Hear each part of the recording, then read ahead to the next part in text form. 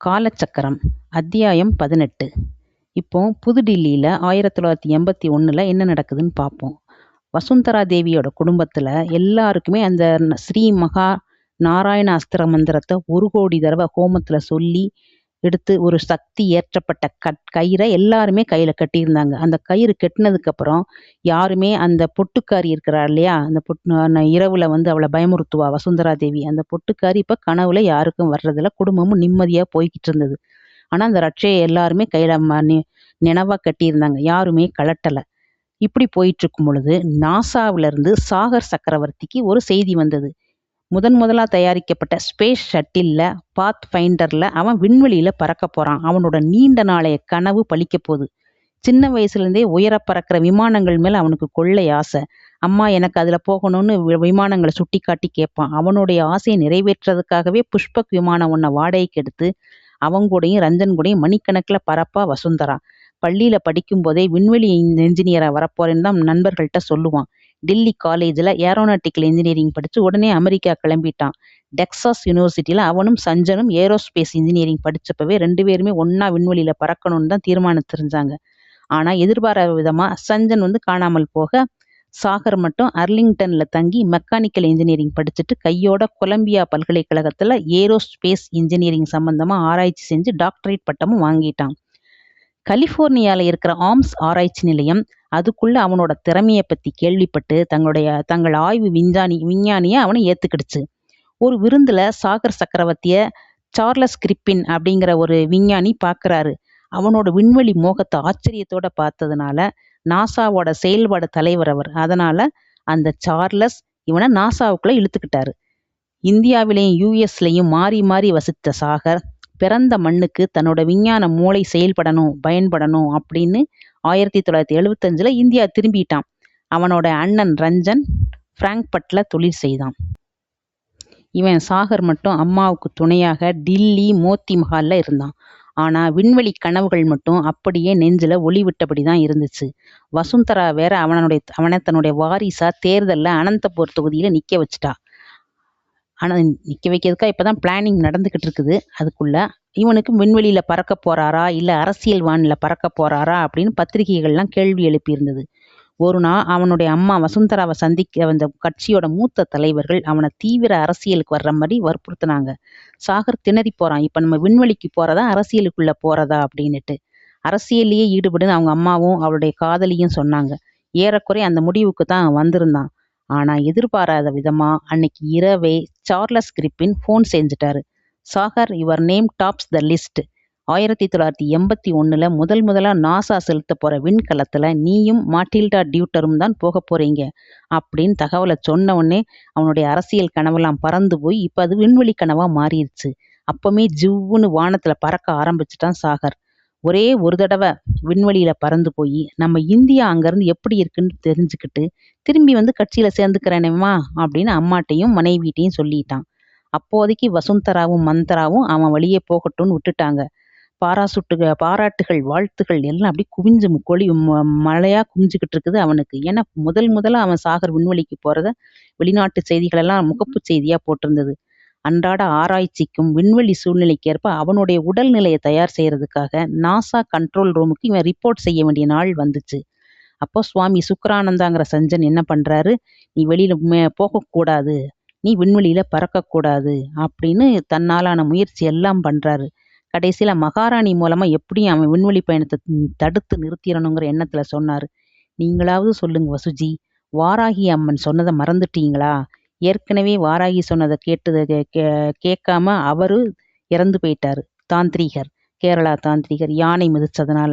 இப்போ இவனுக்கு என்ன சொன்னது? உயரே உயரே பறக்காதே, பூதத்தை உரசாதேன்னு வாராகி அம்மன் சொல்லுது. அதை கேட்க வேண்டாமா நம்ம? இவன் உயர உயர பறந்தா ஏதாவது ஆயிடுச்சுன்னா நம்ம என்ன செய்ய முடியும்? உடனே சாகருக்கு கோவம் வந்துருச்சு. சுவாமி, நீங்க சுக்கரானந்தாங்கிறத கொஞ்ச நேரம் மறந்து என்னுடைய பழைய ஆருயிர் நண்பன் சஞ்சனா என்னை பார்த்தா இப்படி பேச மாட்டீங்க அப்படின்னு அவனை திட்டி விட்டான். திவான் கூட அவனோட பிடிவாதத்தை மாத்த நினைச்சு தோல்வி அடைஞ்சிட்டாரு. சரி வசு, அவன் போற வழியே விட்டுடு. அதான் அந்த நாராயண அஸ்திரம் ரட்சையத்தான் கையில கட்டியிருக்குமே, அவனுக்கு ஒன்றும் ஆகாது, போயிட்டு வரட்டும் அப்படின்னு சொல்லிட்டாரு. மந்த்ராவோட அணிமனதுல பயந்தான். ஒரு பிரதமர் ஜனாதிபதியை காட்டிலும் சாகர் சக்கரவர்த்திக்கு உலக அளவுல செல்வாக்கு உயர்ந்துருச்சு. அவனோட மனைவியான அவளை பத்தியும் அவங்களுடைய காதல் வாழ்க்கையை பத்தியும் எல்லாம் பத்திரிகைகளாம் மோப்பம் முடிச்சு கதை கதையா எழுதுச்சு. இந்த திடீர் விளம்பர புயல் அவளுக்கு ரொம்ப பிடிச்சதுனால தனக்கும் ரொம்ப முக்கியத்துவம் கொடுக்குறாங்கங்கிறதுனால ஒவ்வொரு துளியையும் அவளும் மகிழ்ச்சியோடு அனுபவிக்கிறா. வசுந்தராவுக்கு அவன் போறதுல விருப்பம் இல்லதான். ஆனா அவன் விண்வெளிக்கு போறது தங்களோட சமஸ்தானத்துக்கு பெருமையை உயர்த்தும் அப்படின்னு நினைச்சா. ஆனந்தபூர் ராஜவம்சம் வீரதீர செயல்களுக்கு பேர் போனது அப்படிங்கறது இந்த விண்வெளி பயணம் நிரூபணம் செய்யட்டுமே அப்படின்னு அவளும் சம்மதம் கொடுத்துட்டா. சாகரை பாராட்ட கட்சி பெரிய விழாலாம் நடத்துச்சு. பள்ளிகள், கல்லூரிகள், பல்கலைக்கழகங்கள்னு போட்டி போட்டுக்கிட்டு அவனுக்கு வழி அனுப்பு விழாலாம் நடத்துனாங்க. சாகர் அமெரிக்காவுக்கு கிளம்பும் நாள் வந்தது. மறக்காம வசுந்தரா அவன் கையில கட்டியிருந்த ரட்சை பத்திரமா இருக்கா அப்படிங்கிறத பார்த்துக்கிட்டா. வாஷிங்டன்ல இருந்த ஜான்சன் விண்வெளி மையத்துக்கு சாகர் போன உடனே தங்களோட பாதுகாப்புல அவனை வச்சுக்கிட்டாங்க. மாட்டில்டா டியூட்டர் ஏற்கனவே நாசாக்கு வந்திருந்தா. அவ தான் விண்கலத்துல உள்ள ரோபோட்டின் கையை இயக்க போகிறான்னு சார்லஸ் கிரிப்பின் சொன்னாரு. நீங்க போற ஷட்டில் தான் அமெரிக்காவோட first micro gravity payload flight. Captain Sagar, நீங்க தான் மிஷின் ஸ்பெஷலிஸ்ட் அப்படின்னு கிரிப்பின் சொன்னாரு. 2018க்குள்ள 500 விண்வெளி பயணங்களை நம்ம ஷட்டில் மேற்கொள்ள போறது.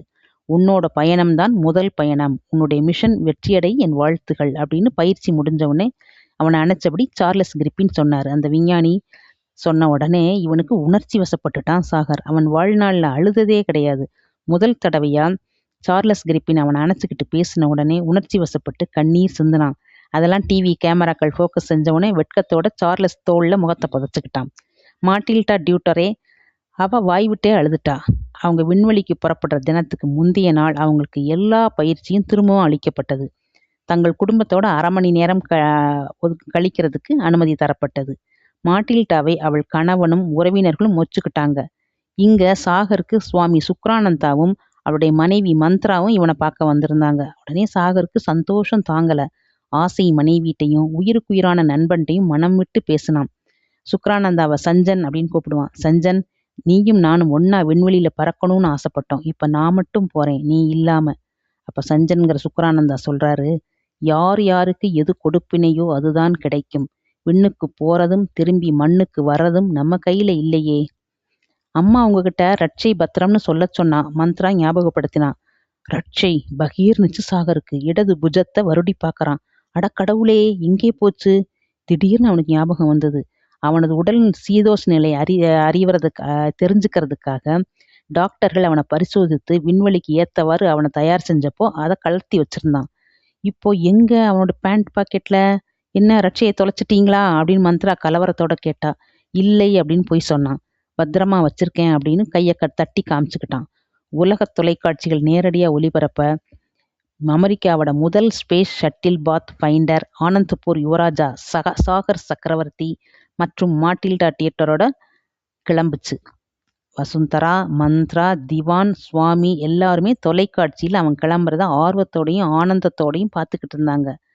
ஃப்ளா என்கிற கென்னடி ரிசர்ச் சென்டரின் ஓடுதளத்திலிருந்து அமர்க்களமா கிளம்பிய அந்த ஷட்டிலில் குதூகலத்தோட உட்கார்ந்துருந்தா மாட்டில்டா டியூட்டர். திரும்பி சாகர் முகத்தை பார்க்கறா. பார்த்தவன் ஆச்சரியமடைகிறா.